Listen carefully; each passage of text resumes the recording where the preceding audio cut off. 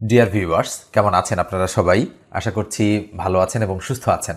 আমাদের আজকের আলোচ্য বিষয় মোট 50টা অঙ্ক নিয়ে এবং অতি গুরুত্বপূর্ণ সেই অঙ্কগুলো আপনাদের জন্য।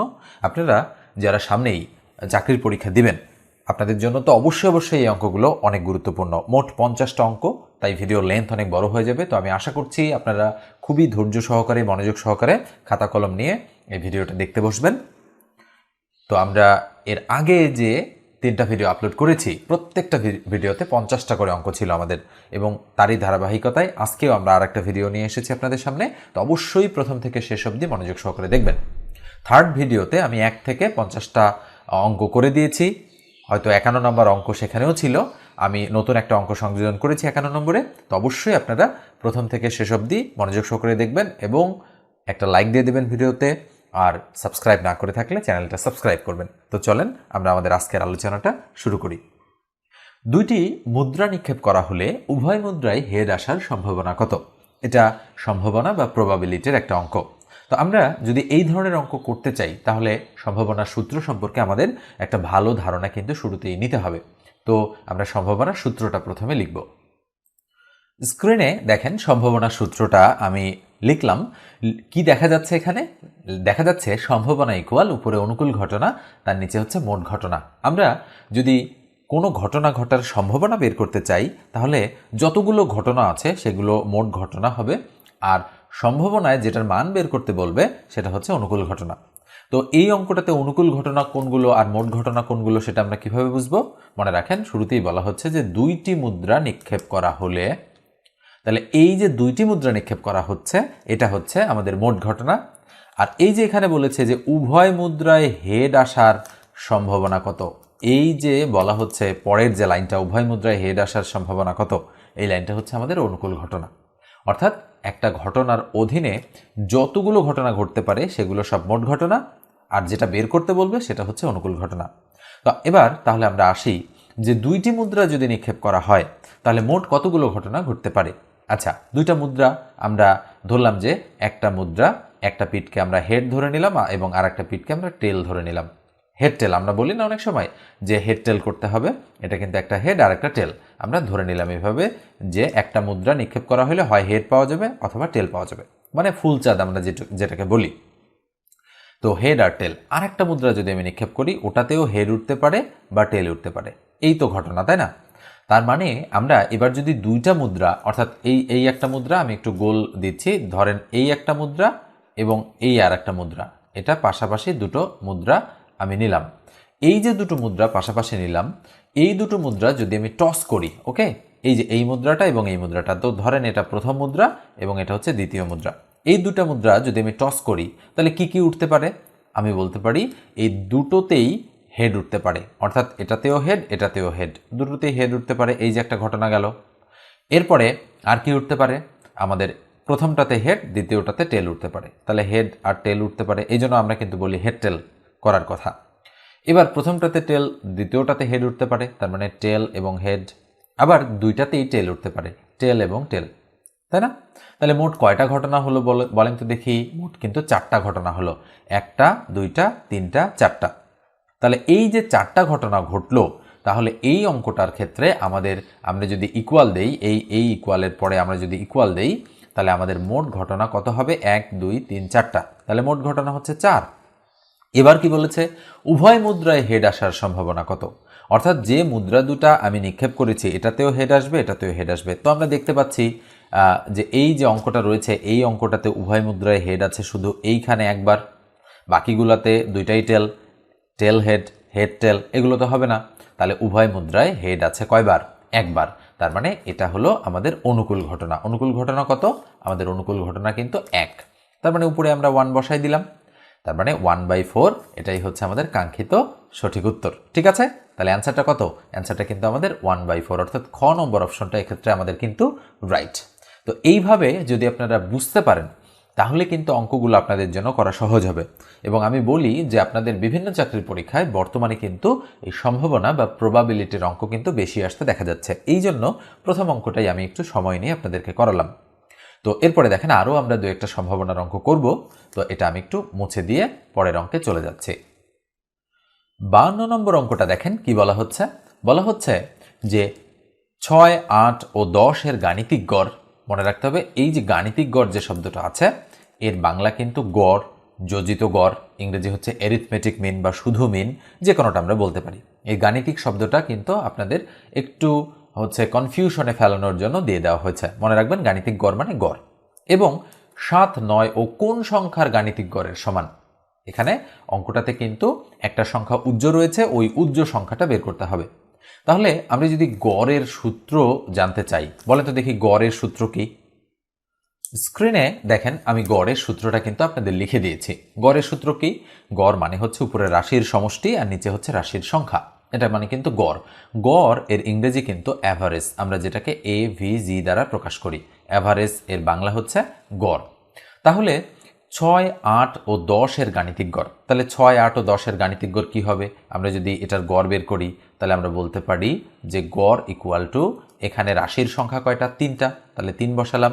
রাশির সমষ্টি তাহলে 10, 8 আর 6 যোগ করতে হবে, যোগ করে 10, 8, 6, 14, 14 আর 10 24, তাহলে 24 হচ্ছে।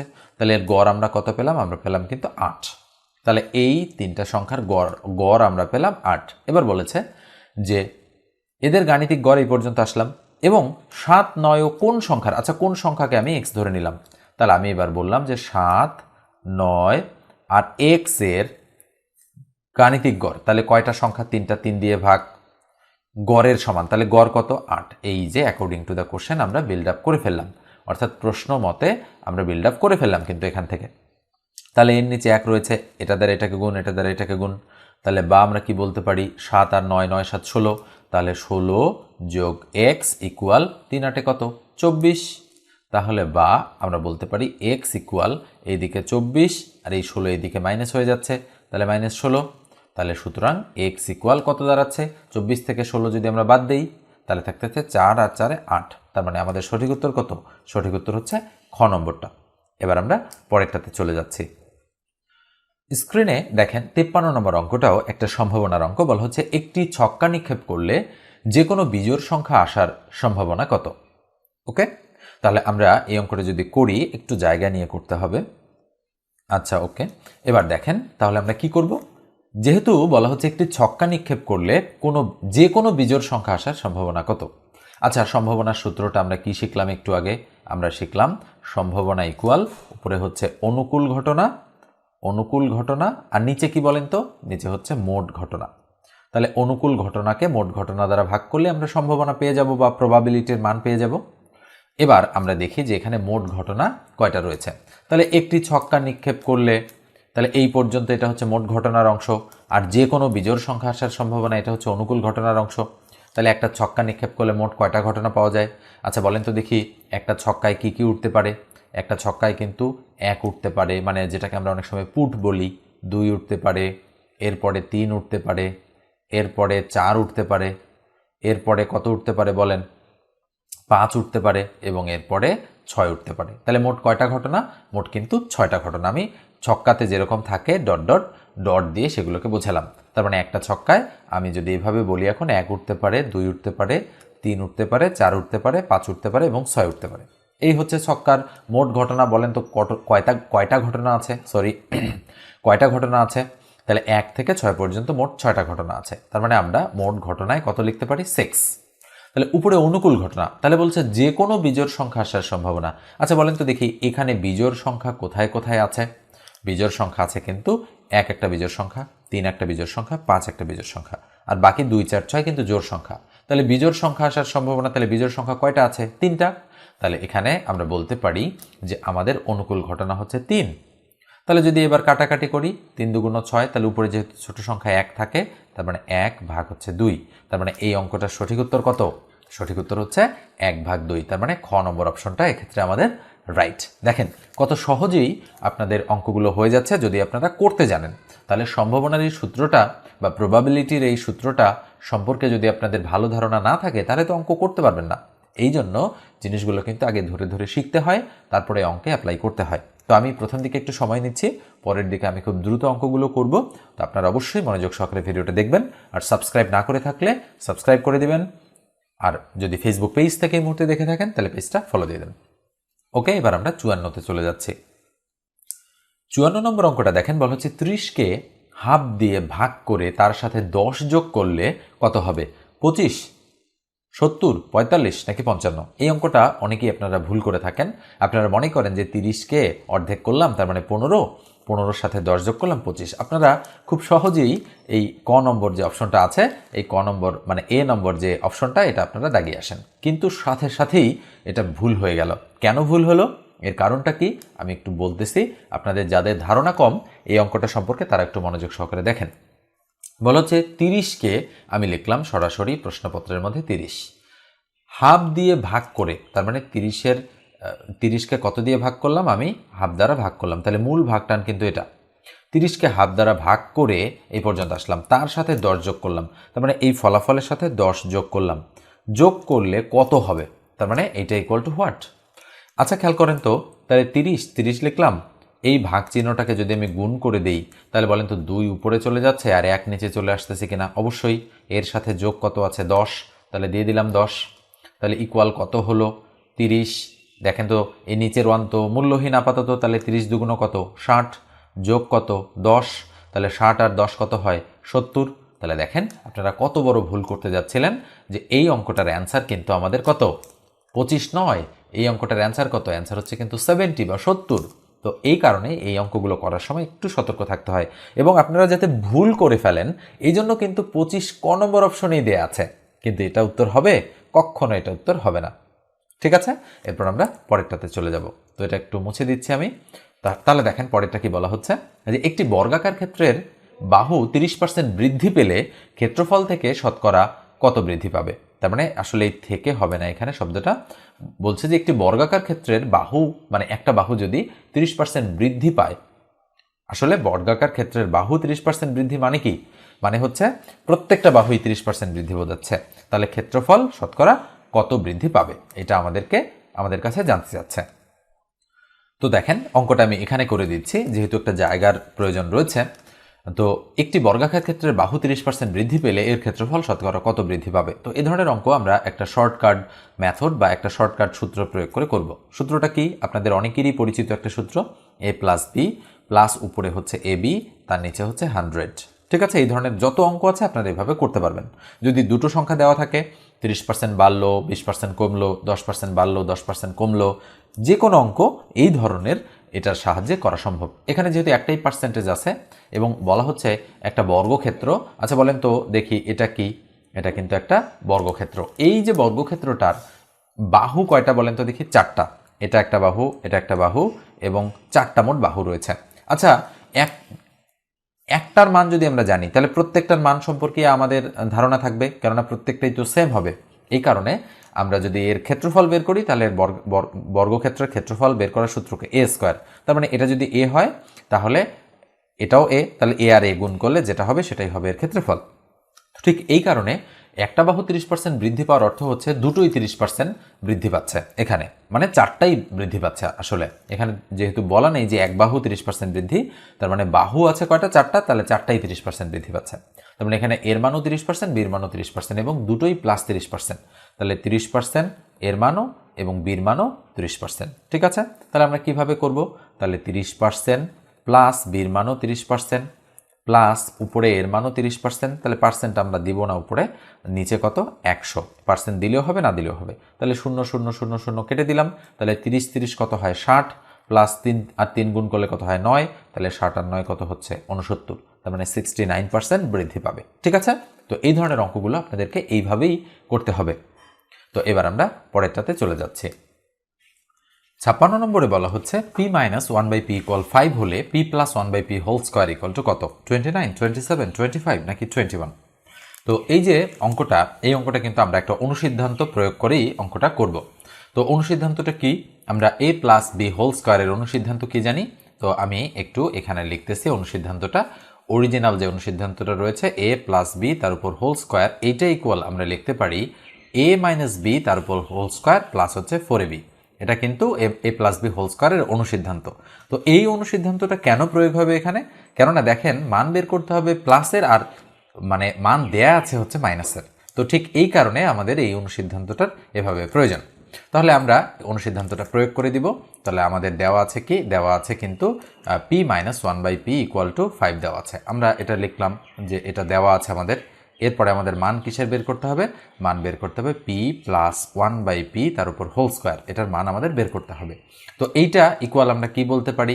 আমরা বলতে পারি p - 1/p তার উপর হোল স্কোয়ার প্লাস হচ্ছে 4 × p × 1/p। একটু আগে যে সূত্রটা আমি লিখলাম, অনুসিদ্ধান্তটা আমি লিখেছি, সেটারই প্রয়োগটা এখানে হলো। তাহলে p - 1/p এর মান কত? 5 দেওয়া আছে, যেখানে আমি 5 দেওয়া আছে লিখেছিলাম। তাহলে স্কোয়ার প্লাস pp কাটা, তাহলে 4 × 1 কত? 4। তাহলে কত হবে? 5 × 5 = 25 যোগ হচ্ছে 4, তাহলে 25 আর 4 কত হয়? 29। তার মানে আমাদের সঠিক উত্তর হচ্ছে 29, অর্থাৎ এ নম্বর অপশনটা এক্ষেত্রে রাইট। এরপরে আমরা পরেরটাতে চলে যাব। 57 নম্বরে দেখেন, বলা হচ্ছে একটি গ্রামের লোক সংখ্যা 8% হারে বর্ধিত হয়ে 1620 হলে পূর্বের লোক সংখ্যা কত ছিল? 1500, 1450, 1400 নাকি 1550? তো একটু জায়গা নিয়ে আমাদের অঙ্কটা করতে হবে। তো দেখেন, আমরা এখানে অঙ্কটার সলিউশন করব। তাহলে যেহেতু এটা পার্সেন্টেজের অঙ্ক, যেহেতু বলেছে মূল লোক সংখ্যা বা পূর্বের লোক সংখ্যা কত ছিল, তো সেক্ষেত্রে পার্সেন্টেজের অঙ্কে আমরা ধরে নিলাম যে পূর্বের লোক সংখ্যা, তার মানে অরিজিনাল লোক সংখ্যা 100% ছিল। তাহলে কি বলা হচ্ছে অঙ্কটাতে? বলা হচ্ছে যে একটি গ্রামের লোক সংখ্যা 8% হারে বর্ধিত হয়ে 1620 হলে পূর্বের লোক সংখ্যা কত ছিল। তার মানে আগে যদি 100% লোক ছিল, এখন 8% বেড়েছে, তার মানে 108% হয়েছে, এবং ওই লোক সংখ্যাটা হচ্ছে আমাদের এখানকার 1620। তার মানে বলেন তো দেখি, এই 1620 কিসের মান? অবশ্যই 108%-এর মান। তার মানে আমরা বলতে পারি যে 108% = হচ্ছে 1620। তাহলে বলেন তো 1% কি? 1% হলে তো কমে যাবে, তাই না? তাহলে 1% হলে কমে যাবে যেহেতু, তার মানে 1620 এর নিচে কত চলে আসবে?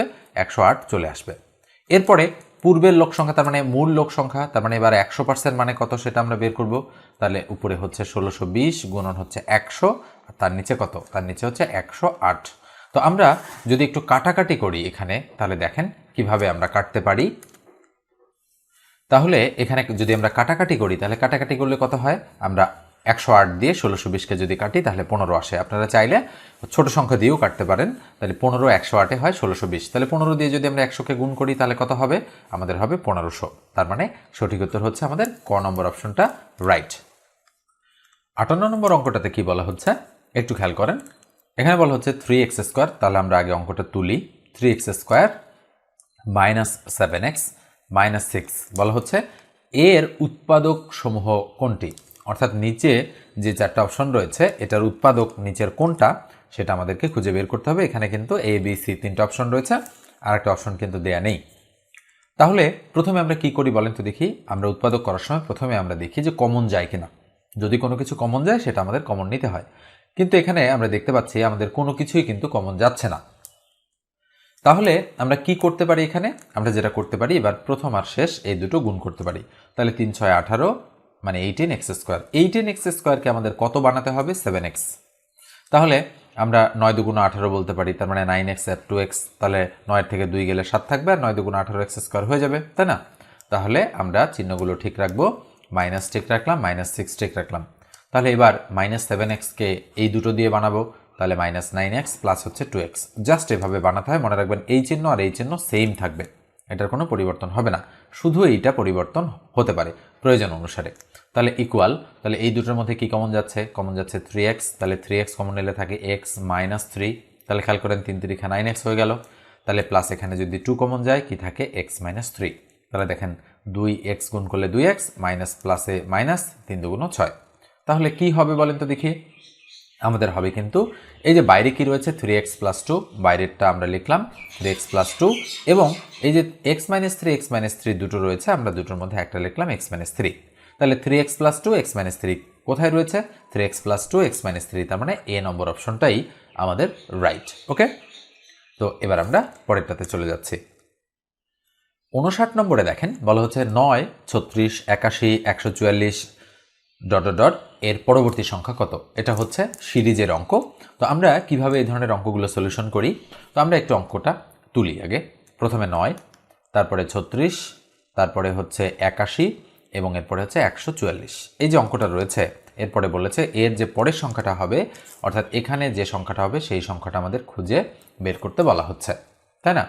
তাহলে বলেন তো দেখি, এই অঙ্কটাতে আমরা 9 মানে জানি 3-এর স্কোয়ার, 36 মানে জানি 6-এর স্কোয়ার, 81 মানে জানি 9-এর স্কোয়ার, আর 144 মানে আমরা বলতে পারি 12-এর উপরে স্কোয়ার। তো একটা নির্দিষ্ট চেইন বা রুল মেনটেন করে কিন্তু অঙ্কটা যাচ্ছে। তাহলে 3-এর স্কোয়ার 9, 6-এর স্কোয়ার 36, 9-এর স্কোয়ার 81, 12-এর স্কোয়ার 144। তাহলে 3, 6, 9, 12, এরপরে নিশ্চয়ই বোঝা যাচ্ছে 15 হবে, তার উপরে স্কোয়ার।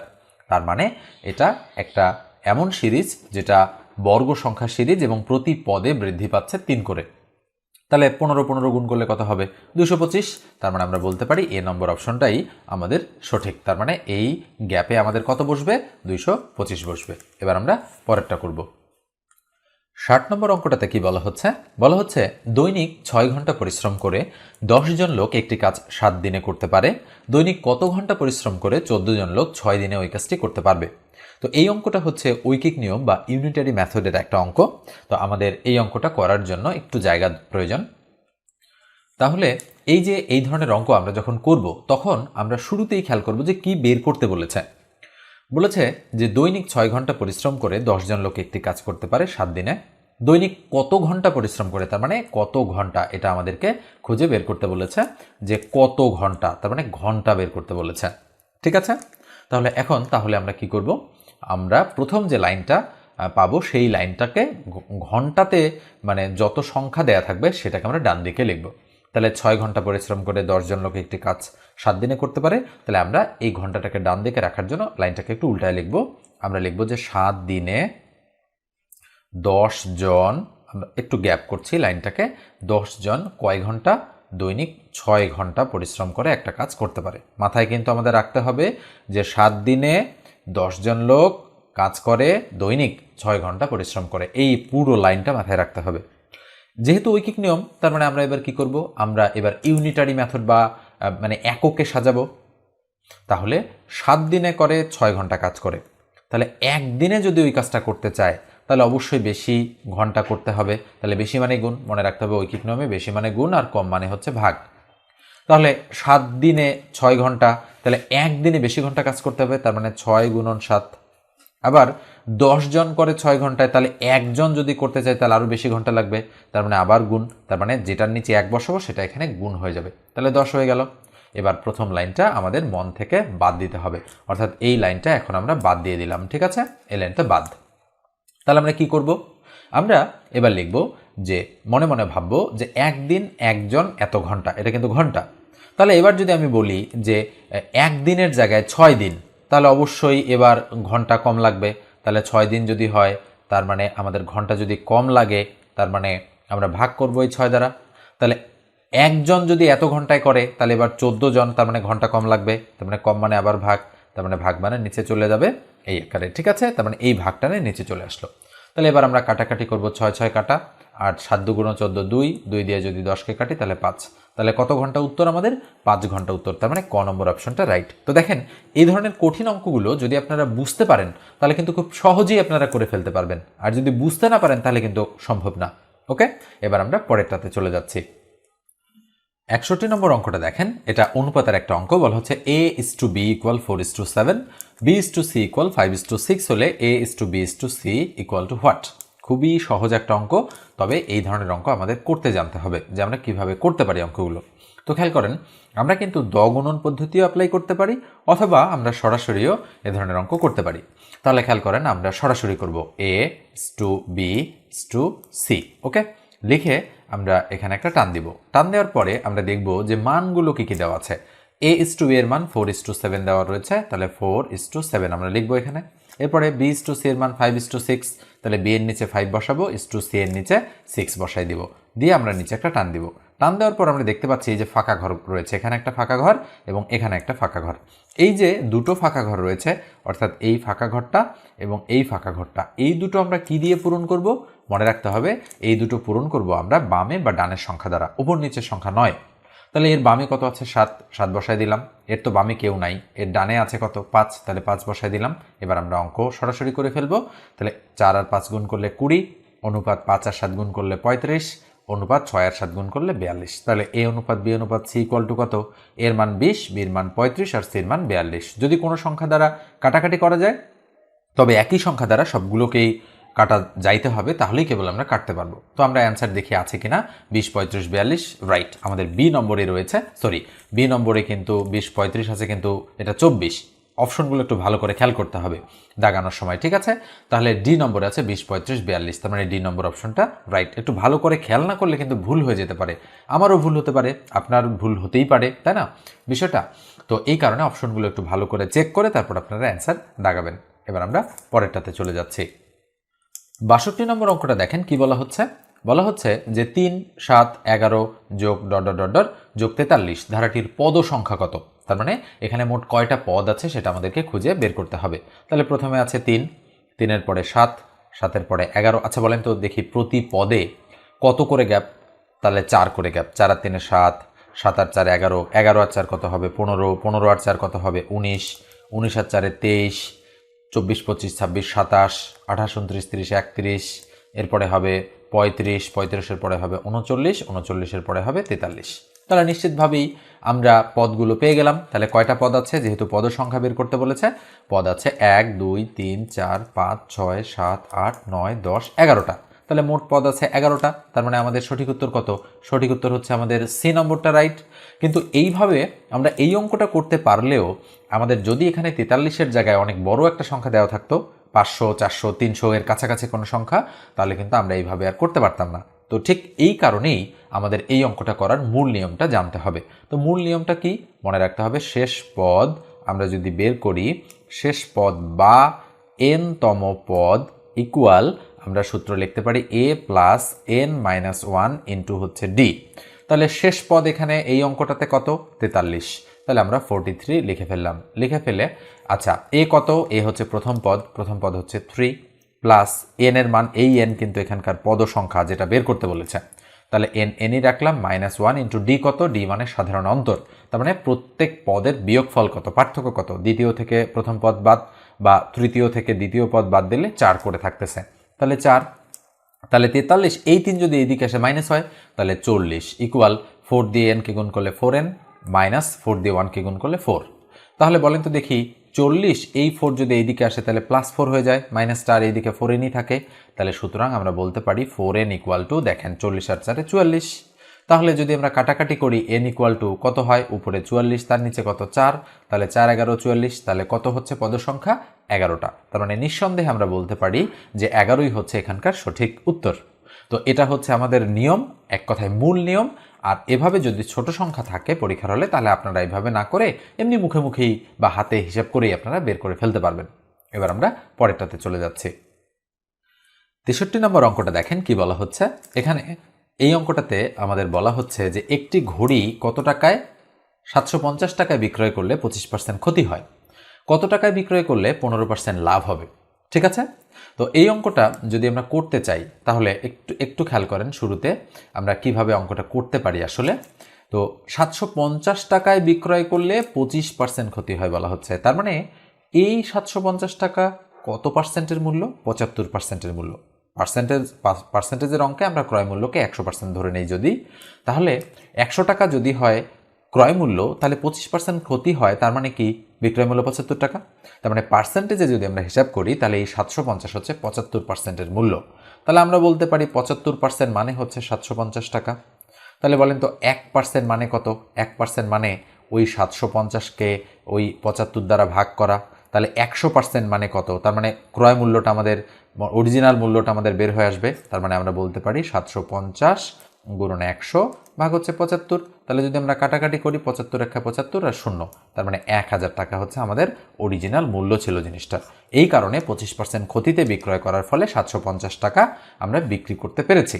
এবার বলছে কত টাকায় বিক্রয় করলে 15% লাভ হবে। তাহলে বলেন তো 1000 টাকার যদি আমরা 15% লাভ করি তার মানে কত টাকা হয়?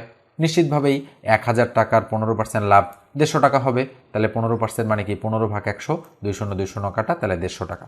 তাহলে 1000 টাকা ক্রয় মূল্য আর লাভ হচ্ছে 150 টাকা, 15% যেহেতু লাভ বলেছে, তাহলে 1150 টাকা হচ্ছে আমাদের কি? অবশ্যই 15% লাভে বিক্রয় মূল্য। ঠিক আছে? যে কত টাকায় বিক্রয় করলে 15% লাভ হবে, তার মানে 1150 টাকায় বিক্রয় করলে আমাদের 15% লাভ হবে। এই হচ্ছে আমাদের অঙ্কটার সলিউশন। এরপরে দেখেন আমাদের কত নম্বর রয়েছে? এখানে কিন্তু আমাদের রয়েছে 64 নম্বর অঙ্কটা, পি ইকুয়াল 1 2 3 4 এর প্রকৃত উপসেট কয়টি? আসলে এই যে উপসেট এবং প্রকৃত উপসেট এই দুইটার মধ্যে কিন্তু ফারাক রয়েছে। আমরা যদি বলি যে উপসেট, হ্যাঁ আমরা শব্দ লিখলাম উপসেট, আরেকবার আমরা লিখলাম যে প্রকৃত উপসেট, তাহলে উপসেট এবং প্রকৃত উপসেট এই দুটোর মধ্যে কি ফারাক রয়েছে মনে রাখতে হবে। উপসেট যদি হয় 16টা তাহলে প্রকৃত উপসেট হবে 15টা, উপসেট যদি হয় 8টা তাহলে প্রকৃত উপসেট হবে 7টা, উপসেট যদি হয় 32টা তাহলে প্রকৃত উপসেট হবে 31টা। এ থেকে আমরা কি বুঝতে পারলাম যে উপসেট যতটা হবে তার থেকে এক বিয়োগ করলে প্রকৃত উপসেট পাওয়া যায়। এটা তো আমরা শিওর হয়ে গেলাম এখান থেকে, তাই না? কিন্তু কেন হচ্ছে, কি কারণে হচ্ছে, এই বিষয়টা সম্পর্কে আপনাদের একটু ভালো ধারণা রাখতে হবে। তো খেয়াল করেন, আমি অঙ্কটা যদি করি তাহলে আমি এখানে 64 নম্বর অঙ্কটা করছি, তাহলে আমি কি লিখব? শুরুতে আমি লিখব দেওয়া আছে আমাদের পি ইকুয়াল 1 2 3 4, হ্যাঁ এই চারটা মান আমাদের দেয়া আছে 1 2 3 4। এখন বলেছে প্রকৃত উপসেট বের করতে। তাহলে বলেন তো দেখি, আমরা যদি এই যে চারটা উপাদান বিশিষ্ট এটার যদি উপসেট বের করি, আগে উপসেট বের করব, তাহলে উপসেট বের করি তাহলে মনে রাখতে হবে 2 টু দি পাওয়ার n হচ্ছে উপসেটের সূত্র। তাহলে n কি? n হচ্ছে কিন্তু উপাদান সংখ্যা, মনে রাখতে হবে n মানে হচ্ছে উপাদান সংখ্যা। তাহলে এই যে পি সেটটা এতে কয়টা উপাদান আছে? তার মানে 4টা উপাদান আছে। তার মানে এখানে n এর মান কত? n এর মান হচ্ছে 4। তাহলে 2 টু দি পাওয়ার 4 আমরা যদি বলি তাহলে আমাদের কি হবে বলেন তো দেখি? 2 টু দি পাওয়ার 4 এর মান কিন্তু 16। তাহলে যেহেতু 16 তার মানে এর উপসেট হচ্ছে 16টা। তাহলে আমরা প্রকৃত উপসেট কিভাবে বের করব? তাহলে প্রকৃত উপসেট তার মানে এর থেকে 1 মাইনাস হবে, তাহলে মাইনাস হলে কয়টা হবে? 15টা। তার মানে এর সঠিক উত্তর হচ্ছে এ নম্বরটা রাইট। তো একটু যদি আমরা ধারণাটাকে একটু যদি জোরালো করতে চাই তাহলে আমরা একটা ছোট জিনিস দিয়ে একটা এক্সাম্পল দেই, ঠিক আছে? আমি একটু স্ক্রিনটা ব্লার করে দিচ্ছি, এখানে এটা মুছে দিয়ে আমি স্ক্রিনটা একটু ব্লার করে দিচ্ছি। তো খেয়াল করেন আপনারা যে কিভাবে আমরা করতে পারি। তো ধরেন আমি একটা ছোট সংখ্যা নিলাম a ইকুয়াল টু, ধরেন আমি নিলাম 1 2 3, এই তিনটা সংখ্যা আমি নিলাম। তাহলে বলেন তো দেখি এর উপসেট কয়টা হবে? তার মানে 2 টু দি পাওয়ার n, তার মানে হচ্ছে 2 এর উপরে কিউব, তার মানে হচ্ছে 8টি। তাহলে কয়টি হবে? 8টি হবে, তাই না? তাহলে কিভাবে 8টা হয়? তার মানে আমরা বলতে পারি 1 একটা এভাবে, এরপরে 2 একটা, এরপরে 3 একটা, এরপরে আমরা বলতে পারি 1 2 মিলে একটা, এরপরে আমরা বলতে পারি প্রত্যেকটার মাঝখানে কিন্তু কমা হবে, এরপরে আমরা বলতে পারি 1 3 একটা, এরপরে আমরা বলতে পারি খেয়াল করেন 2 3 একটা, ঠিক আছে? এরপরে আমরা বলতে পারি 1 2 3 একটা, পুরোটা নিয়ে আর একটা ফাঁকা। তাহলে 1 2 3 4 5 6 7 8টা। এই যে টোটাল কয়টা হলো বলেন তো দেখি? টোটাল কিন্তু এখানে 8টা হয়েছে। এই যে টোটাল 8টা আমরা মানে কি পেলাম? আলাদা আলাদা উপসেট পেলাম। এইটা কিন্তু 3টে উপাদান বিশিষ্ট এ সেটের উপসেট। এখন আমাদেরকে যদি বলা হয় যে প্রকৃত উপসেট এখানে কতগুলো রয়েছে, প্রকৃত উপসেট, তাহলে আমরা কিভাবে বের করব? মনে রাখতে হবে মূল সেটটা কত ছিল? মূল সেটটা কিন্তু ছিল এ মানে 1 2 3, এইটা সেখান থেকে বাদ যাবে। তাহলে এই উপাদানটা এখান থেকে বাদ চলে গেল। তাহলে কয়টা থাকলো আর বাকি? বাকি কিন্তু একটাও যদি আমরা বাদ দিয়ে দেই থাকলো আর 7টা। এটাকে বলা হবে প্রকৃত উপসেট 7টা আর উপসেট হচ্ছে 8টা। এবার নিশ্চয়ই আপনারা বুঝতে পেরেছেন বিষয়টা কিভাবে কাজ করে, ঠিক আছে? এরপরে তাহলে আমরা আবার ফেরত চলে যাচ্ছি আমাদের জায়গা মতো। হ্যাঁ ঠিক আছে, তো আমরা এটা মুছে দিই, মুছে দিয়ে আমরা পরের অঙ্কটা দেখি। তো দেখেন পরের অঙ্কটাতে কি বলা হচ্ছে যে ল্যাটিন ভাষায় ডেসি অর্থ কি? 10 গুণ, দশমাংশ, সহস্রাংশ নাকি শতাংশ?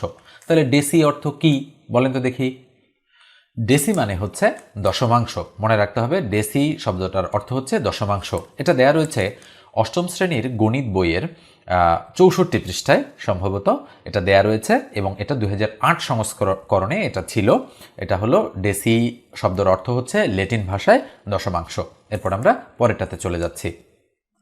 66 নম্বর অঙ্কটা দেখেন, বলা হচ্ছে tan 45 ডিগ্রি ইকুয়াল হোয়াট? মনে রাখতে হবে tan 45 ডিগ্রির মান অলওয়েজ 1। আমরা যদি চার্ট জানি বা চার্ট দেখি তাহলে tan 45 ডিগ্রির মান কত? tan 45 ডিগ্রির মান কিন্তু 1। এই মানটা আপনাদের অনেকেরই হয়তো মুখস্থ রয়েছে। আমাদের যে ত্রিকোণমিতির অঙ্কগুলোর যে চার্ট রয়েছে বিভিন্ন ডিগ্রির মান, sine cos tan cot sec cosec এগুলোর মানের যে চার্ট রয়েছে সেখানে দেওয়া রয়েছে tan 45 ডিগ্রির মান হচ্ছে 1। এবার পরের অঙ্কটা আসেন। পরের অঙ্কটাতে কি বলা হচ্ছে? 67-এ বলা হচ্ছে 90 কোন সংখ্যার 75%? তাহলে ধরলাম সংখ্যাটা x। তাহলে আমরা প্রশ্ন মতে লিখতে পারি কিভাবে? আমরা লিখতে পারি যে এক্স এর 75%, তার মানে 75% ইকুয়াল হচ্ছে 90। এই যে according to the question build up করে ফেললাম। তাহলে আমরা একটু প্রবলেম হয়ে গিয়েছে। তাহলে আমরা কি করতে পারি এখানে একটু খেয়াল করেন। আমরা যেটা করতে পারি সেটা হচ্ছে আচ্ছা, আমি যে প্রোগ্রামটা ওপেন হয়েছে সেটা একটু ক্লোজ করে দিয়ে আসি। অ্যাডোবি অডিশনটা ওপেন হয়ে গিয়েছিল চাপ পড়ে। তো দেখেন আমরা কন্টিনিউ করি। তাহলে এক্স এর 75%, আমরা কি বলতে পারি? তাহলে আমরা লিখতে পারি এক্স এর 75% মানে কি উপরে 75 তার নিচে 100, এটা আমরা বলতেই পারি ইকুয়াল টু হচ্ছে 90। একটু ব্লার করে দিচ্ছি।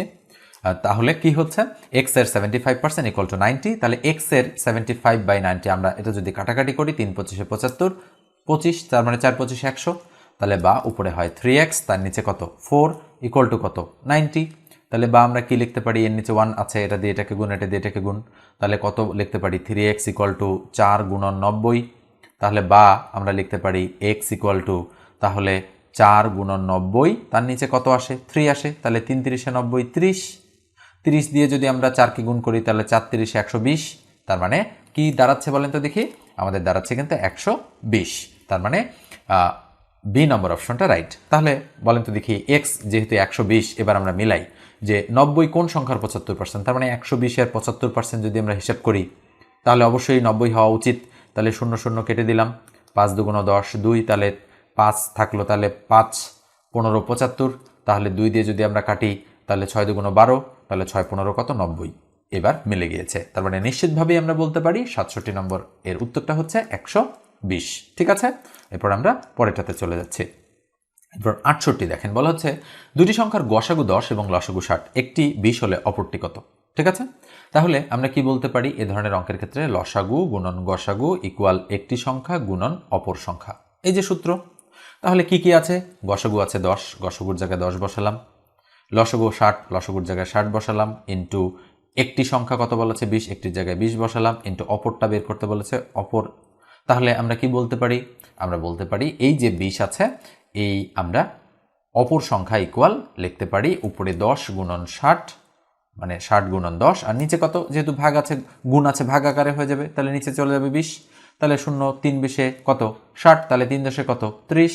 তার মানে নিঃসন্দেহে আমরা বলতে পারি যে অপর সংখ্যাটা কত? অপর সংখ্যাটা হচ্ছে 30। যদি কোথাও গন্ডগোল না হয়ে থাকে হিসাবে, তাহলে নিঃসন্দেহে আমাদের সঠিক উত্তর হচ্ছে 30। এবং এই যে এই প্রসেসটা আপনারা সবসময় মনে রাখবেন যে লসাগু আর গসাগুর গুণফল যা হবে ইকুয়াল একটা সংখ্যার অপর সংখ্যার গুণফলও তাই হবে। এটা অলওয়েজ কিন্তু আমাদের রাইট। ঠিক আছে, তাহলে এবার আমরা এটা মুছে দিয়ে পরের অঙ্কটাতে চলে যাচ্ছি। পরের অঙ্কটাতে কি বলা হচ্ছে দেখেন, আমি অঙ্কটাকে একটু উপরে তুলে দিই। 69-এ বলা হচ্ছে নিচের সংখ্যাগুলোর মধ্যে কোনটি ক্ষুদ্রতম, অর্থাৎ ছোট কোনটা সেটা আমাদেরকে খুঁজে বের করতে হবে। তাহলে কিভাবে আমরা কম্পেয়ার করি? আমরা এইভাবে কম্পেয়ার করি। তাহলে 3 10 30, এটা এই কোণাটা গুণ করে আমরা প্রথমটার নিচে বসাই। এরপর 5 আর 7 গুণ করলে 5 7 35। যেহেতু ছোটটা বের করতে বলেছে, তার মানে আমরা বড়টা কেটে দিব। এই যে 35 বড়, তাই এটা আমরা কেটে দিলাম ক্রস। এবার এই দুটোর মধ্যে আমরা কম্পেয়ার করব। তাহলে আমরা যদি এই দুটোর মধ্যে কম্পেয়ার করি তাহলে আমরা কি করতে পারি? 3 আর 12 গুণ করব। 3 12 কত 36, এটা নিচে বসাবো। এরপরে 5 আর 7 গুণ করব। 5 আর 7 গুণ করলে 5 7 কত হয় 35, এটা নিচে বসাবো। এবার 36 বড়, তার মানে এটাকে ক্রস করে দিলাম। থাক, এবার আমরা এই দুটোর মধ্যে কম্পেয়ার করব। তো এই দুটোর মধ্যে যদি আমরা কম্পেয়ার করি তাহলে আমরা কি পাই খেয়াল করেন। তাহলে 7 আর 15 গুণ করব। 7 আর 15 গুণ করলে কত হয়? 5 7 35, 5 হাতে 3, 7 7 আর 3 10, তাহলে 105। আমরা এটার নিচে বসাবো 105। এবার আমরা 12 আর 8 গুণ করবো। 8 12 কত হয় 96, এখানে বসাবো। তাহলে 105 বড়, তাহলে এটাকে আমরা ক্রস করে দিব। যার নিচে বড় সংখ্যা সেটা পুরোটাই ক্রস। তাহলে 8 ভাগ 15, এটাই আমাদের কি সঠিক উত্তর। তার মানে নিঃসন্দেহে আমরা বলতে পারি ডি নম্বর অপশনটা এক্ষেত্রে আমাদের রাইট। ঠিক আছে, এরপরে আমরা পরেরটাতে চলে যাচ্ছি। 70 নম্বর প্রশ্নটা দেখেন, বলা হচ্ছে কি রেখার প্রান্তবিন্দু কয়টি? মনে রাখতে হবে যে একটা রেখা যদি আমরা টানি বা অঙ্কন করি, তো ধরেন এটা হচ্ছে আমাদের একটা রেখা, হ্যাঁ, এই হচ্ছে একটা রেখা। এই রেখাটা কি কোনোদিন শেষ হবে বলেন তো দেখি? এই রেখাটা আমি যদি বলি যে এই রেখাটা এরকম না, এই রেখাটা এইরকম, এটার কি কোনোদিন শেষ আছে? কখনো এটা শেষ হবে না। কারো বড় হবে, কারো ক্ষেত্রে ছোট হবে, হ্যাঁ। এই জন্য রেখা আমরা যদি টানি, তার মানে রেখার প্রান্তবিন্দু, অর্থাৎ এই যে আমরা যখন একটা রেখাংশ টানি, তার মানে এই রেখাটা এই দিকেও বড় হতে পারে, এই দিকেও বড় হতে পারে। আমি এই রেখাটাকে এই দিকেও বড় করতে পারি, এই দিকেও বড় করতে পারি। এটা কোথায় গিয়ে শেষ হবে সেটা কিন্তু আমরা জানি না। এই জন্য বলা হয় যে রেখার আমাদের কোনো প্রান্তবিন্দু নেই। তবে আমি যদি বলি রেখাংশ, তার মানে এটা একটা রেখা এখান থেকে শুরু হয়েছে, এটা একটা হচ্ছে রেখাংশ যদি আমি বলি তাহলে এটার একটা অংশ, তখন কিন্তু এর প্রান্তবিন্দু থাকে। আমি যদি বলি রশ্মি, তাহলে রশ্মিরও কিন্তু প্রান্তবিন্দু থাকে, কিন্তু রেখার প্রান্তবিন্দু আমাদের কিন্তু সেটা আমরা খুঁজে পাবো না। তাই রেখার কোনো প্রান্তবিন্দু নেই, এটাই হবে এখানকার সঠিক উত্তর। পরের প্রশ্নটা দেখেন, বলা হচ্ছে দুইটি ক্রমিক সংখ্যার বর্গের অন্তর 199 হলে বড় সংখ্যাটি কত? তো এই অঙ্কটা আমরা একটু করব, অন্য জায়গায় নিয়ে যাচ্ছে অঙ্কটাকে। দেখেন আমরা এখানে একটু অঙ্কটা করব। কি বলা হচ্ছে, দুটি ক্রমিক সংখ্যার বর্গের অন্তর 199 হলে বড় সংখ্যাটা কত? আমরা শর্টকাট মেথড প্রয়োগ করব এই অঙ্কটা করার ক্ষেত্রে। তাহলে কিভাবে হবে মনে রাখতে হবে, বড় সংখ্যাটা যদি আমাদের চায়, বর্গের অন্তর যেটা দেওয়া থাকবে তার সাথে 1 যোগ করে আমরা যদি 2 দিয়ে ভাগ করি তাহলে বড় সংখ্যাটা পাবো। আর যদি ছোট সংখ্যা বের করতে বলে, তাহলে যেটা বর্গের অন্তর দেওয়া থাকবে তার থেকে 1 বিয়োগ করে 2 দিয়ে ভাগ করলে ছোটটা পাবো। তাহলে 99 আর 199 এর একে কত হয়? 200। 200কে যদি আমরা 2 দিয়ে ভাগ করি তাহলে হয় 100। তার মানে আমরা নিঃসন্দেহে বলতে পারি যে বড় সংখ্যাটা আমাদের কত? বড় সংখ্যাটা হচ্ছে 100। কিন্তু যদি ডিটেইলস মেথডে এই অঙ্কটা আমরা করতে চাই তাহলে কিন্তু বেশ কিছুটা সময় লেগে যাবে। তো এই কারণে ক্রমিক সংখ্যার বর্গের অন্তর যেটা দেওয়া থাকবে তার সাথে 1 যোগ করে 2 দিয়ে ভাগ করলে বড়টা পাওয়া যায়, এটার সাথে 1 বিয়োগ করে 2 দিয়ে ভাগ করলে ছোটটা পাওয়া যায়। ঠিক আছে, এরপর আমরা পরেরটাতে চলে যাচ্ছি। 72 নম্বর অঙ্কটা খেয়াল করেন, বলা হচ্ছে log 2 plus log 4 plus log 8 plus dot dot dot ধারাটির প্রথম 10টি পদের সমষ্টি কত? কয়টা পদ? 10টা পদের সমষ্টি আমাদেরকে বের করতে বলেছে। তাহলে আমরা অঙ্কটা শুরুতে তুলি। তাহলে কি বলা আছে অঙ্কটাতে? আমাদের বলা আছে কিন্তু log 2 প্লাস হচ্ছে log কত? log হচ্ছে 4 প্লাস কত? log হচ্ছে আমাদের 8 plus dot dot dot dot কয়টা পদ? প্রথম 10টা পদ। তার মানে আমাদের এখানে 10টা পদ প্রয়োজন। তাহলে 10টা পদ মানে কি 2 4 8, তাহলে কত করে বৃদ্ধি পাচ্ছে বলেন তো দেখি? আমরা যদি একটু খেয়াল করি তাহলে এখানে বৃদ্ধি পাচ্ছে কিন্তু log 2 তার উপরে 1 প্লাস log 2 তার উপরে স্কোয়ার প্লাস log 2 তার উপরে কিউব। তো খেয়াল করেন এই 2 2 2 কিন্তু কনস্ট্যান্ট, তাহলে কত করে যাচ্ছে? log 2 তার উপরে 4, তার মানে উপরের সংখ্যাটা 1 করে বৃদ্ধি পাচ্ছে। তার মানে প্লাস আমরা বলতে পারি log 2 তার উপরে 10, তাহলে 1 থেকে কত পর্যন্ত? 10 পর্যন্ত যাবে, যেহেতু পদের সংখ্যা কয়টা? 10টা। আমরা একটু স্ক্রিনটাকে ব্লার করে দিই, দিয়ে আমরা এখানে করব। তো খেয়াল করেন ইকুয়াল, আমরা এখানে দেখতে পাচ্ছি যে উপরে 1 2 3 4 ডট ডট ডট যোগ 10 এটা রয়েছে। তাহলে আমরা যদি এই 1 লিখি, তার সাথে প্লাস 2 লিখি, প্লাস যদি 3 লিখি, plus dot dot dot dot যদি প্লাস 10 লিখে আমরা কিন্তু কত কমন নিতে পারি? log 2 আমরা কিন্তু কমন নিয়ে নিতে পারি। তো খেয়াল করেন আমরা যদি log 2 কমন নিই তাহলে কিন্তু আমাদের 1 থেকে 10 পর্যন্ত এই জিনিসটা থাকে। তো 1 থেকে 10 পর্যন্ত সংখ্যা সমূহের সমষ্টি কত? তাহলে 55 আমরা নিশ্চয়ই জানি। 1 থেকে 10 পর্যন্ত ধারাবাহিকভাবে আমরা যদি যোগ করি তাহলে আমরা 55 পাই। তাহলে 55 log 2 হচ্ছে আমাদের এই অঙ্কটার সলিউশন। ঠিক আছে, তার মানে অঙ্কটার অ্যান্সার কত? আমাদের অঙ্কটার অ্যান্সার হচ্ছে 55 log 2। আমরা একটু মুছে দিয়ে আমরা দেখি যে বি নম্বর অপশনে রয়েছে 55 log 2। এইভাবেই কিন্তু এই ধরনের অঙ্ক আমাদের সলিউশন করতে হয়। এরপরে দেখেন 73 নম্বর অঙ্কটাতে কি বলা হচ্ছে, a by b plus b by a equal 6 হলে a স্কোয়ার ভাগ b square plus b square ভাগ এ স্কোয়ার এর মান কত? তাহলে আমরা এটা হলো দেওয়া আছে, লিখলাম, ধরেন এটা দেওয়া আছে, আমাদের এটা হলো দেওয়া আছে। তো এই জিনিসটা যেহেতু দেওয়া আছে তাহলে আমরা কার মান বের করতে চাই? a স্কোয়ার বি স্কোয়ার ভাগ বি স্কোয়ার এ স্কোয়ার, এভাবে মানে প্লাস মাঝখানে আছে। তাহলে এটাকে আমরা এই আদলে লিখতে পারি a বাই বি তার উপরে whole square plus b by a তার উপর হোল স্কোয়ার। এবার আমরা এ স্কোয়ার প্লাস বি স্কোয়ারের সূত্র বা অনুসিদ্ধান্ত প্রয়োগ করব। তাহলে এ প্লাস বি তার উপর হোল স্কোয়ার বসালাম, মাইনাস কত বসাবো? 2ab, তাহলে 2 ইন্টু এ ইন্টু বি, এই যে বসাই দিলাম। জাস্ট কি ভগ্নাংশ আকারে আছে জন্য আমাদের মাথায় একটু গোলমাল করতে পারে। তাহলে এটার মান 6, তাহলে 6 এর উপরে স্কোয়ার মাইনাস এটা কাটা এটা কাটা, তাহলে থাকলো 1, তাহলে 2 1 কত? 2, তার মানে 6 6 36 মাইনাস 2, তাহলে 36 থেকে 2 গেলে কত থাকে? 34। তার মানে এই অঙ্কটার উত্তর আমাদের 34। তাহলে 34 কত নম্বরে রয়েছে? 34 কিন্তু সি নম্বরে রয়েছে। এবার দেখেন 74 নম্বর অঙ্কটাতে কি বলা হচ্ছে, বলা হচ্ছে যে দুইটি সংখ্যার অনুপাত 5:6 এবং তাদের গসাগু 4 হলে ছোট সংখ্যাটি কত? এটা আমাদেরকে খুঁজে বের করতে হবে। তো অঙ্কটা কিন্তু খুবই গুরুত্বপূর্ণ, আমি একটু উপরে তুলে দিচ্ছি অঙ্কটাকে। ওকে, তাহলে দেখেন এই অঙ্কটাতে কি বলা হচ্ছে, দুটি সংখ্যার অনুপাত 5:6। আচ্ছা, আমরা প্রথমটাকে ধরে নিলাম 5x এবং পরেরটাকে ধরে নিলাম 6x। এই হচ্ছে দুটি সংখ্যা। আমরা কিন্তু 5 এবং 6 অনুপাতকে এভাবে ধরে নিলাম। তাদের গসাগু 4। আচ্ছা বলেন তো 5x আর 6x এদের গসাগু কত? এদের গসাগু কিন্তু যেহেতু দুটোর মধ্যেই x কমন আছে, তাহলে গসাগু হচ্ছে x। তাহলে সুতরাং আমরা বলতে পারি x = কত? 4। এই যে জিনিসটা আমি লিখলাম, এটা কিন্তু অনেকে নাও বুঝতে পারেন। লসাগু গসাগু সম্পর্কে যদি ক্লিয়ার কনসেপ্ট আপনার না থাকে তাহলে কিন্তু বুঝতে পারবেন না। তাহলে x এর মান আমি পেলাম 4, যেহেতু গসাগু 4 বলা আছে। এবার বলছে ছোট সংখ্যাটা কত। আচ্ছা বলেন তো দেখি, ছোট সংখ্যাটা এখানকার কত? ছোট সংখ্যাটা তো 5x, বড় সংখ্যা তো 6x। তাহলে ছোটটা কত? 5 × x এর মান 4। তাহলে 4 5 কত? 20। তো দেখেন মুহূর্তের মধ্যে আমরা অ্যান্সারটা বের করে ফেললাম 20। ঠিক আছে, পরের অঙ্কটা দেখেন। 75 নম্বর অঙ্কটা একটা সরলের অঙ্ক। ক্লাস 4 5 6-এ আপনারা এই ধরনের অঙ্ক নিশ্চয়ই করেছেন। তো এই অঙ্কটার আমার মনে হয় যে উত্তরটা কিছুটা গড়বড় রয়েছে। আপনারা এই অঙ্কটা বের করবেন, বের করার পরে আমাকে জানাবেন কমেন্ট সেকশনে কমেন্ট করে যে 75 নম্বর অঙ্কটার অ্যান্সার কত হবে। আমি বলছি 3 5 2 4 এগুলোর মধ্যে উত্তর কিন্তু নাও হতে পারে। ঠিক আছে, আপনারা অবশ্যই অঙ্কটা করবেন, মাথা খাটাবেন। এবং সরল অঙ্ক যদি আপনাদের বুঝতে প্রবলেম হয়, মনে রাখবেন সরলের সূত্র হচ্ছে ব এর ভাগু জো বি, ইংরেজিতে যেটাকে আমরা বদমাস রুল বলি, BADMAS, ব্যাডমাস। ঠিক আছে, আমরা বলি। তার মানে এই রুলটা যদি আপনারা প্রয়োগ না করে দিতে পারেন তাহলে কিন্তু কখনোই সরল অঙ্ক আপনারা করতে পারবেন না। পরের অঙ্কটা দেখেন।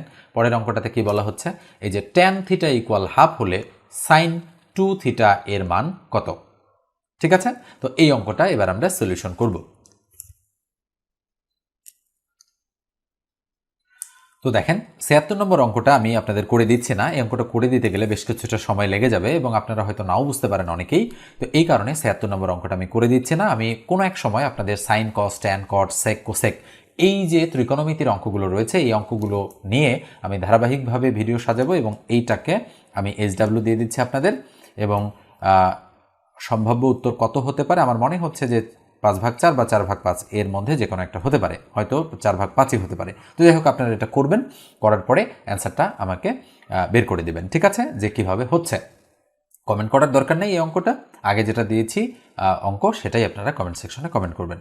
এবার দেখেন 77 নম্বর অঙ্কটাতে বলা হচ্ছে লগ বেজ হচ্ছে 2√5, লগের বরাবর রয়েছে 400 = x হলে x এর মান কত? তো এই অঙ্কটা করার পূর্বে আমি আপনাদের একটা সূত্র, মানে লগ সূচকের একটা সূত্র সম্পর্কে আপনাদের একটু ধারণা দিতে চাই। মনে রাখবেন লগ বেজ এ এর মান কিন্তু 1। অর্থাৎ এখানে, অর্থাৎ নিচে এবং এই উপরে একই উপাদান যদি থাকে তার মানে আমরা 1 লিখতে পারি। এই রুলটা মানে প্রয়োগ করে আমরা এই অঙ্কটা করব। তাহলে আমরা লগ লিখছি কত? 2√5 আছে বেজে, আর লগ বরাবর আছে 400 = x। বলেছে x এর মান কত, এটা আমাদের বের করতে হবে। তাহলে আমরা বা এখান থেকে কি লিখতে পারি বলেন তো দেখি। আমরা এখান থেকে লিখতে পারি বা এই যে লগ 2√5 আছে, আমরা যদি লগ তুলে দেই তাহলে এই 2√5 এর জায়গাতেই থাকবে, কিন্তু 400 আর x পরস্পর স্থান পরিবর্তন করবে। তাহলে টু দি পাওয়ার x চলে আসলো আর x এর জায়গায় 400 চলে গেল। ওকে, এই কাজটা আমরা লগ তুলে দিলে করতে পারি, যেহেতু আমাদের x এর মান বের করতে বলেছে। এখন আমরা জানি বেজ ইকুয়াল বেজ হলে পাওয়ার ইকুয়াল পাওয়ার লেখা যায়, আবার পাওয়ার ইকুয়াল পাওয়ার হলে বেজ ইকুয়াল বেজ লেখা যায়। তাহলে আমরা এই 400কে 2√5 বানাতে পারি কিনা একটু দেখি। তাহলে 400কে আমি লসাগু করছি। তাহলে 200 × 400, আবার 2 দিয়ে 100 × 200, আবার 2 দিয়ে 50, আবার 2 দিয়ে 25, আবার যদি 5 দিয়ে যায় 5 5 25। তাহলে 2 এর উপরে 4 হচ্ছে, ইন্টু 5 এর উপরে স্কোয়ার হচ্ছে। কিন্তু আমরা দেখতে পাচ্ছি 2 ঠিক আছে, কিন্তু √5 জায়গায় √5 আছে। তো কয়টা 5 আছে এখানে? 2টা। তাহলে আমরা কিন্তু লিখতে পারি √5⁴। তাহলে 2√4 মানে 2⁴ ইন্টু √5⁴। কেন এটা লিখলাম? কেননা একটা 5 মানে কয়টা √5? 2টা √5। আবার কি হচ্ছে, 2টা √5 মানে √5 এর উপরে স্কোয়ার হয়ে আবার আগেরটাই চলে আসতেছে, তাই না? এই জন্য 2টা 5 মানে 4টা √5। এই জন্য আমরা লিখতে পারি 2√5 কত? 4। তার মানে আমরা লিখব 2√5 মানে টু দি পাওয়ার x = 2√5 তার উপর টু দি পাওয়ার 4। তাহলে এটার এটা ক্রস হয়ে যাচ্ছে, তাহলে সুতরাং x = কত থাকছে? 4। আমি একটু তাড়াতাড়ি করছি অঙ্কগুলো, যেহেতু ভিডিওর লেন্থ অনেক বেশি বড় হয়ে যাচ্ছে। এই জন্য আমরা অ্যান্সার পেলাম কত? অ্যান্সার পেলাম আমরা কিন্তু 4। তাহলে আমাদের সঠিক উত্তর কত? আমাদের সঠিক উত্তর হচ্ছে কিন্তু এই অঙ্কটার ক্ষেত্রে সি নম্বরটা রাইট। আমি একটু মুছে দিয়ে দেখতে পাচ্ছি যে সি নম্বরে 4 অ্যান্সার দেয়া রয়েছে। এবার দেখেন 100 টাকায় 50টি লেবু কিনে কি বলা হচ্ছে 100 টাকায় 50টি লেবু কিনে 100 টাকায় 25টি বিক্রয় করলে কত শতাংশ লাভ হবে। খুবই সহজ একটা অঙ্ক এটা। তাহলে 100 টাকায় কয়টা লেবু কিনেছি 50টা, 100 টাকায় কয়টা লেবু বিক্রি করেছি 25টা। তার মানে এই ধরনের অঙ্ক আমরা যদি লাভ বের করতে চাই তাহলে আমরা বের করতে পারি ক্রয় মাইনাস বিক্রয় ভাগ বিক্রয় গুণন 100। তাহলে কিভাবে হবে, ক্রয় কয়টা, যেহেতু টাকার ফিগার দুটো সেম তাহলে অঙ্ক থেকে দুটো বাদ, তাহলে ক্রয় হচ্ছে 50টা, তাহলে আমরা 50 লিখলাম, মাইনাস বিক্রয় কয়টা 25টা, তাহলে 25 লিখলাম, ভাগ বিক্রয় কয়টা 25 গুণন হচ্ছে 100, তাহলে 4 25-এ কত হয় 100, 50 থেকে 25 বাদ দিলে থাকে কত 25, 25কে 4 দিয়ে গুণ করলে কত হয় 100। তাহলে কত শতাংশ লাভ হবে আমাদের 100% লাভ হবে। তার মানে নিঃসন্দেহে আমরা বলতে পারি বি নম্বর উত্তরটা আমাদের রাইট। ঠিক আছে, এরপর আমরা পরেরটাতে চলে যাচ্ছি। তো পরের অঙ্কটা খেয়াল করেন, এবিসি ক্রমিক সমানুপাতিক হলে নিচের কোনটি সঠিক। বানান কিছুটা ভুল রয়েছে এখানে, তো আমি একটু উপরে তুলে দিচ্ছি। তো দেখেন, ক্রমিক সমানুপাতিকের অঙ্কগুলো আমরা কি করতে পারি, আমরা বলতে পারি এই যে মাঝখানে যে রাশিটা আছে এই মাঝখানে রাশিটার উপরে স্কোয়ার ইকুয়াল প্রথম রাশি গুণন তৃতীয় রাশি। তাহলে কোনটা হবে বলেন তো দেখি, বি নম্বরটা রাইট। তার মানে মধ্য রাশির উপরে স্কোয়ার ইকুয়াল প্রথম গুণন শেষ, এটা হচ্ছে ক্রমিক সমানুপাতিকের হচ্ছে সূত্র। মনে রাখতে হবে ক্রমিক সমানুপাতিক, এখানে ক্রমিক কথাটা মিক হয়ে গেছে। তাহলে ক্রমিক সমানুপাতিকের সূত্র হচ্ছে মধ্য রাশির উপর স্কোয়ার ইকুয়াল প্রথম গুণন শেষ। তার মানে প্রথম রাশি আর শেষ রাশি গুণ করলে যা হবে মধ্য রাশির উপর স্কোয়ার করলেও তাই হবে। ঠিক আছে, এবার 80 নম্বর অঙ্কটা দেখেন। মিতা একটি কাজ 10 দিনে করতে পারে, রিতা সে কাজ 15 দিনে করতে পারে, তারা একত্রে কাজটি মানে কতদিনে কাজটি শেষ করতে পারবে। খুবই সহজ অঙ্ক। তাহলে মিতা করতে পারে 10 দিনে, রিতা করতে পারে 15 দিনে। তাহলে আমরা সাধারণত একে বের করি, তাহলে 1/10 আর 1/15 একত্রে বলেছে, তার মানে যোগ করব এবং ফাইনালি যে অ্যান্সারটা বের হবে সেটাকে আমরা উল্টাই দিব। তাহলে 10 আর 15 এর লসাগু কত হচ্ছে বলেন তো দেখি।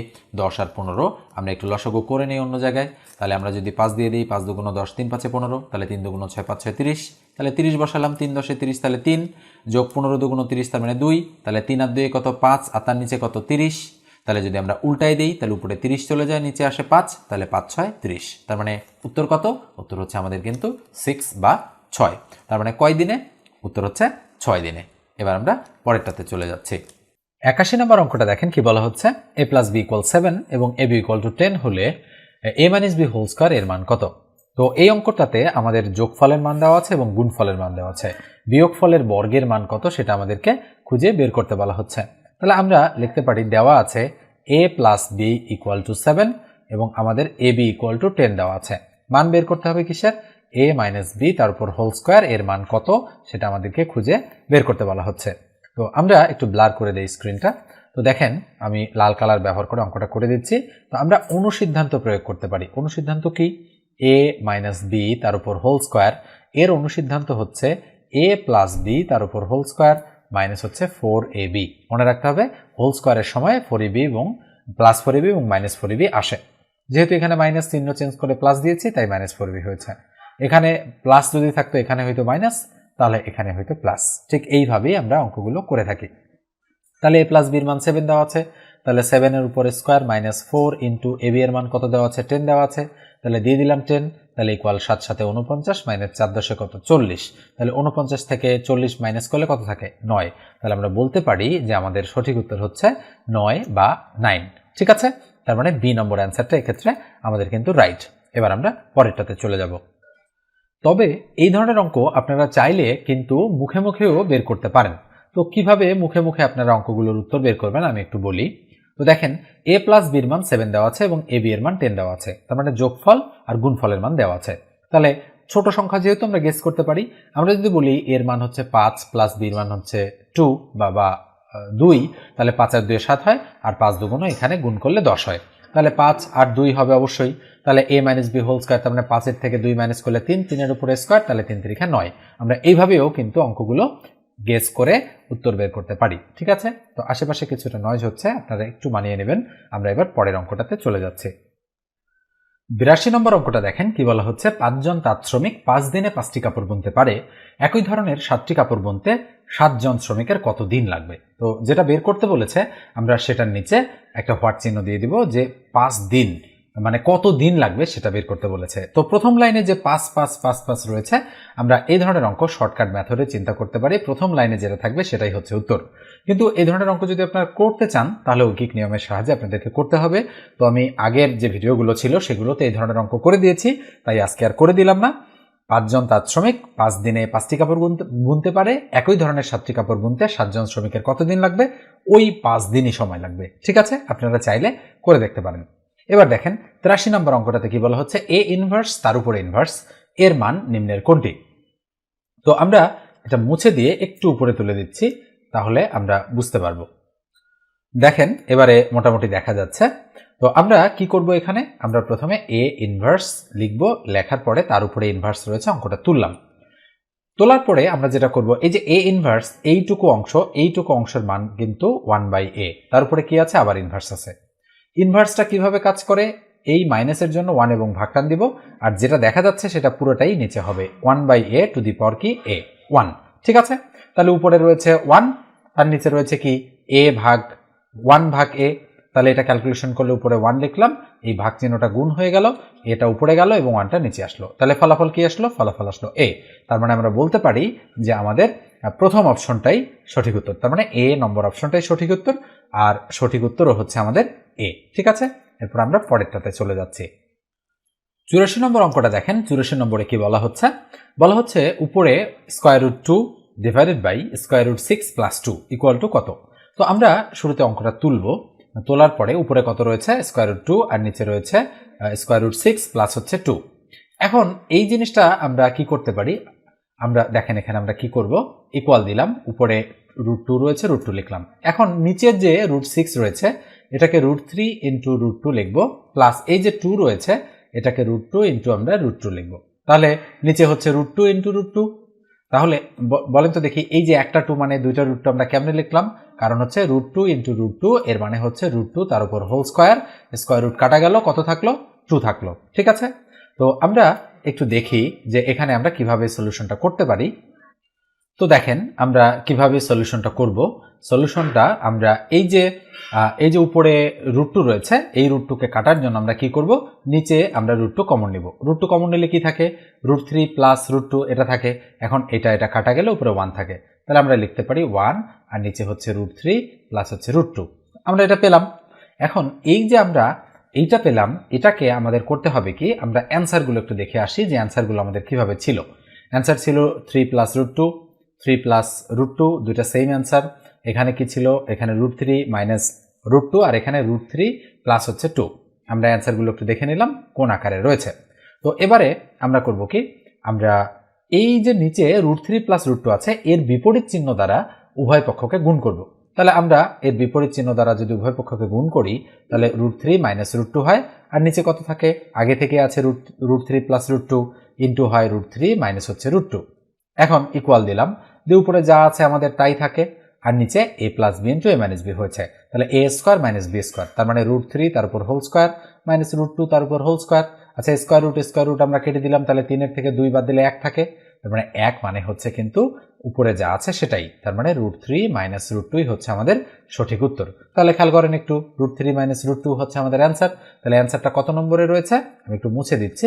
অ্যান্সারটা কিন্তু আমাদের রয়েছে, দেখেন √3 মাইনাস √2 অর্থাৎ সি নম্বরে। এবার দেখেন 85 নম্বর অঙ্কটাতে কি বলা হচ্ছে, a minus 1/a equal to 3 দেওয়া আছে। এটা যদি হয় তাহলে a square minus 1/a square এটার মান কত?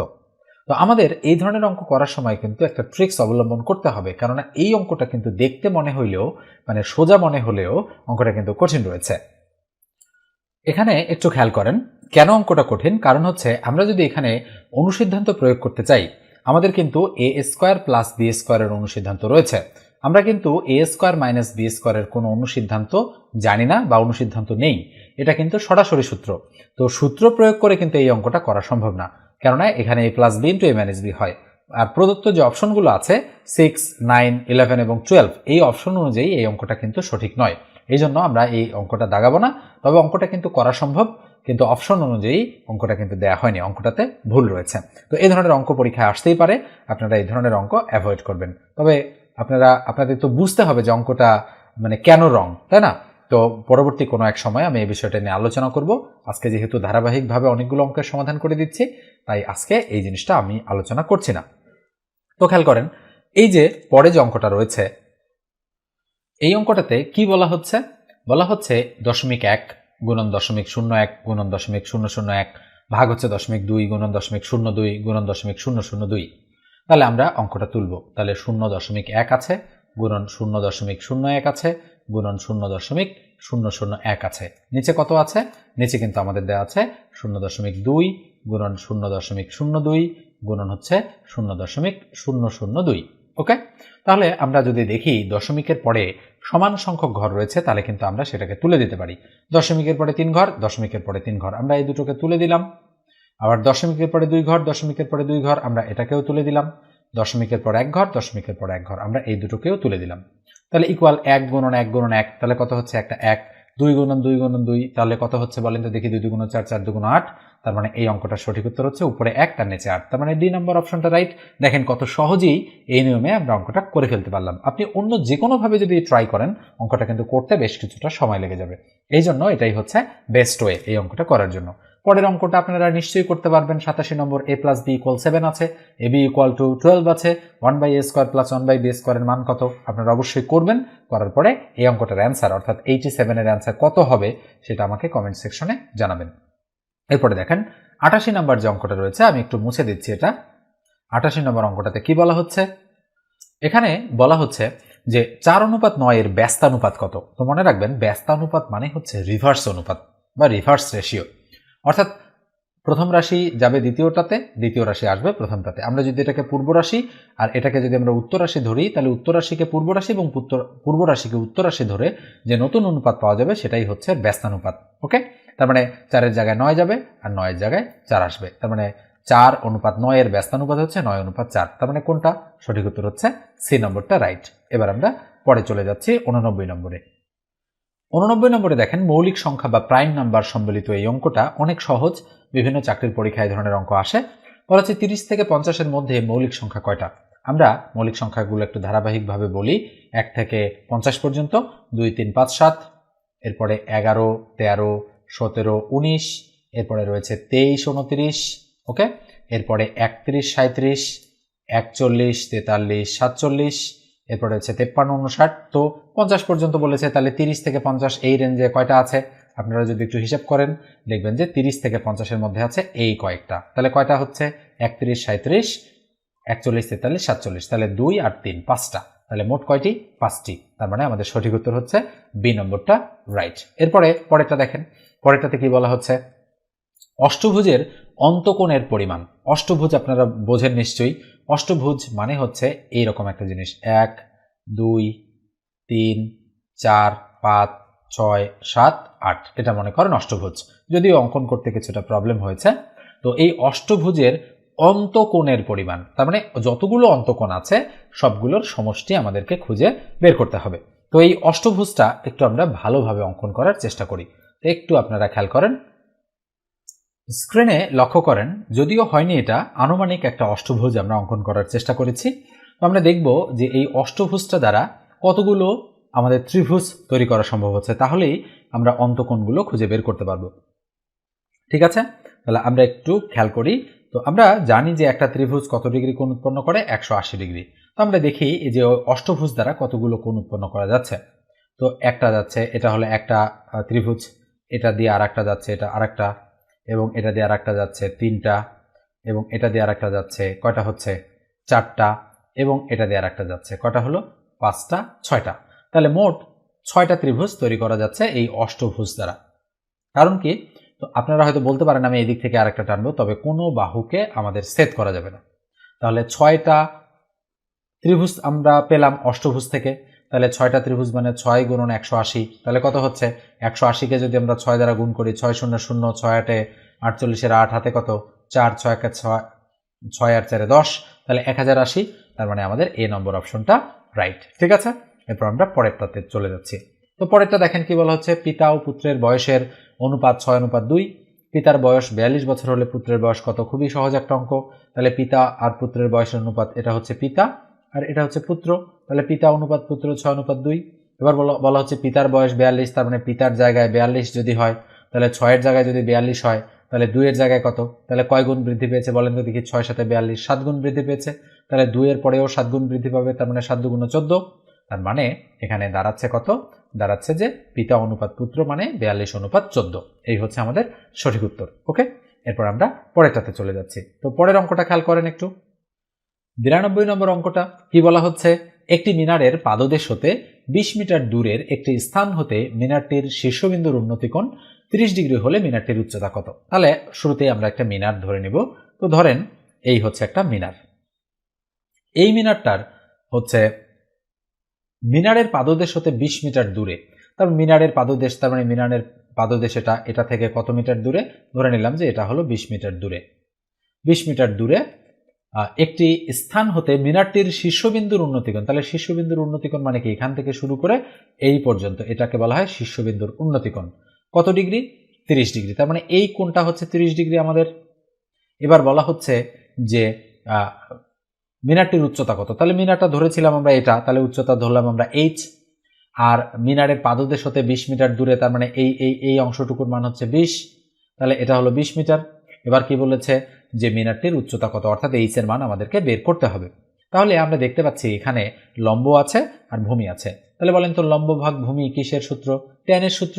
তাহলে আমরা বলতে পারি tan 30 ডিগ্রি বা tan থিটা ইকুয়াল টু লম্ব ভাগ হচ্ছে ভূমি, এটা আমরা বলতে পারি। তাহলে tan 30, তার মানে tan থিটার জায়গায় 30 হবে, তাহলে tan 30 ইকুয়াল টু লম্ব কত, h, বসাই দিলাম h, আর ভূমি কত 20, বসাই দিলাম 20। তাহলে tan 30 মান কত, 1/√3। এই মানটা চার্ট থেকে আমরা নিয়েছি, h ভাগ হচ্ছে 20। তাহলে এটা দিয়ে এটাকে গুণ, তার মানে √3 ইন্টু h ইকুয়াল টু 1 দিয়ে 20কে গুণ করলে কত হবে 20। তাহলে সুতরাং h ইকুয়াল টু উপরে 20 তার নিচে হচ্ছে √3, তার মানে উপরে 20 তার নিচে √3, এটা আমাদের অ্যান্সার। তার মানে অ্যান্সারটা কত হচ্ছে, অ্যান্সারটা হচ্ছে আমাদের কিন্তু সি নাম্বারটা 20 ভাগ হচ্ছে √3, তার মানে সি নম্বর উত্তরটা রাইট। এরপরে পরেরটা দেখেন, বলা হচ্ছে 3টি পেন্সিল ও 5টি কলমের দাম একত্রে 55 টাকা। 30 টাকায় 6টি পেন্সিল পাওয়া গেলে 2টি কলমের দাম কত। তো আমরা যদি একটু হিসাব করি, খেয়াল করেন এখানে কিন্তু আমাদের ক্লু দেওয়া আছে 30 টাকায় 6টি পেন্সিল, তার মানে বলেন তো একটা পেন্সিলের দাম কত, তাহলে একটা পেন্সিলের দাম কিন্তু 5 টাকা। পেন্সিল একটা কয় টাকা, 5 টাকায়। এটা আমরা এই লাইনটা থেকে পেলাম যে 30 টাকায় 6টা পেন্সিল পাওয়া যায়, মানে হচ্ছে একটা পেন্সিলের দাম 5 টাকা।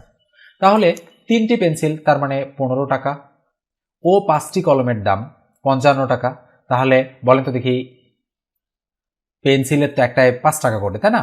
তাহলে 3টা পেন্সিল 15 টাকা, তাহলে মোট যদি 55 টাকা হয়, তাহলে আরও বাকি 40 টাকা। এই 40 টাকা 5টা কলমের দাম, তাহলে 5টা কলমের দাম যদি 40 টাকা হয়, তাহলে একটা কলমের দাম 8 টাকা। তাহলে বলা হচ্ছে 2টি কলমের দাম কত, তাহলে 8 দুগুণ কত টাকা, 16 টাকা। তাহলে নিঃসন্দেহে আমরা বলতে পারি যে এটার উত্তর হচ্ছে আমাদের 16। 94 নম্বর অঙ্কটা দেখেন কি বলা হচ্ছে, square root 80 plus square root 125 equal to কত। তো এই অঙ্কটা করার জন্য আমরা অঙ্কটা প্রথমে তুলব। তাহলে √80 আমরা ইংরেজি দিয়ে তুললাম, প্লাস হচ্ছে √125। তো এটা যদি আমরা করি, তাহলে খেয়াল করেন আমি একটু স্ক্রিনটা ব্লার করে দিচ্ছি। এটা যদি আমরা করি তাহলে আমরা কিভাবে করতে পারবো, খেয়াল করেন। তাহলে আমরা এই 80কে একটু ভাঙানোর চেষ্টা করি। তাহলে আমরা 80কে একটু লসাগু করি, 2 40 দুগুণ 80, 2 20 দুগুণ 40, 2 10 দুগুণ 20, 2 5 দুগুণ 10।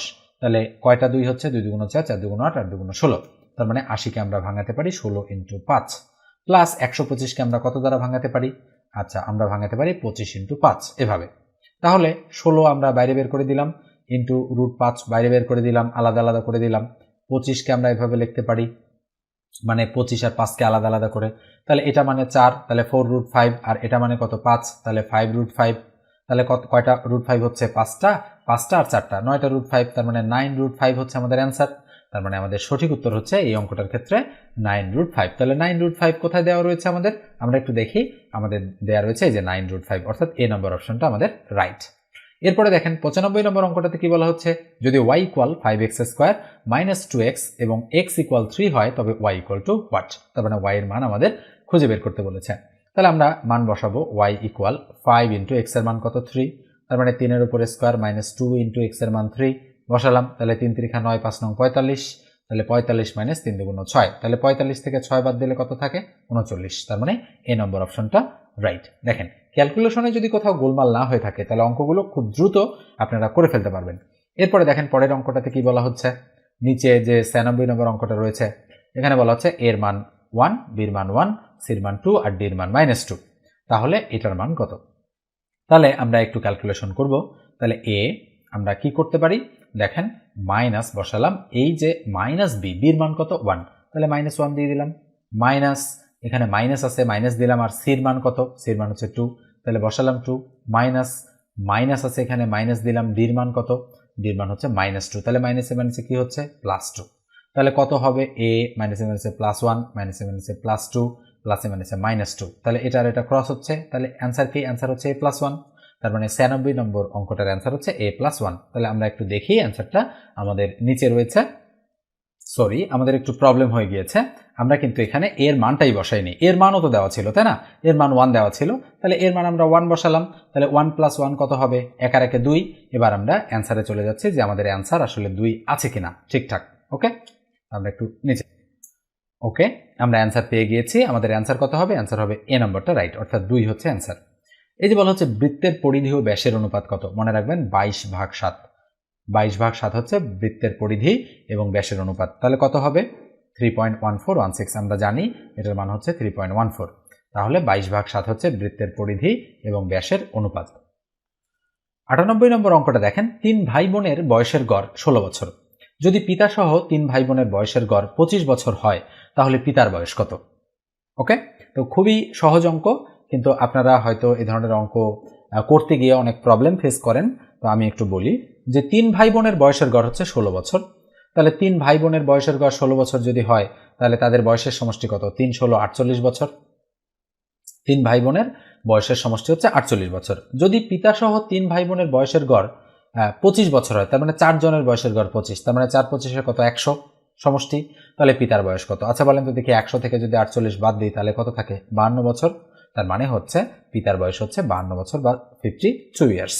এবার আমরা 99 নম্বরে চলে যাচ্ছি। 99 নম্বর অঙ্কটা দেখেন কি বলা হচ্ছে, যে 5/7 ও 10/11 এর লসাগু কোনটি, তার মানে ভগ্নাংশের লসাগু আমাদেরকে বের করতে হবে। তো নিয়মটা কি, নিয়মটা হচ্ছে লসাগুর সময় লবগুলোর লসাগু, মনে রাখতে হবে এই কথাটা, লবগুলোর লসাগু, ওকে, লবগুলোর লসাগু, আর হরগুলোর গসাগু, মনে রাখতে হবে যে হরগুলোর গসাগু। তো এই যে নিয়মটা আমি বললাম, এই নিয়মটা যদি মনে না থাকে তাহলে কিন্তু আপনারা এই ধরনের অঙ্ক করতে পারবেন না। তাহলে লব কোনটা, লব হচ্ছে 5 আর 10, তাহলে 5 আর 10 এর লসাগু করব, 5 আর 10 এর লসাগু 5 দিয়ে গেলে 5 একে 5, 5 দুগুণ 10, তাহলে 5 দুগুণ 10, তাহলে লসাগু কত হচ্ছে, লবগুলোর লসাগু হচ্ছে 10, বসাই দিলাম 10।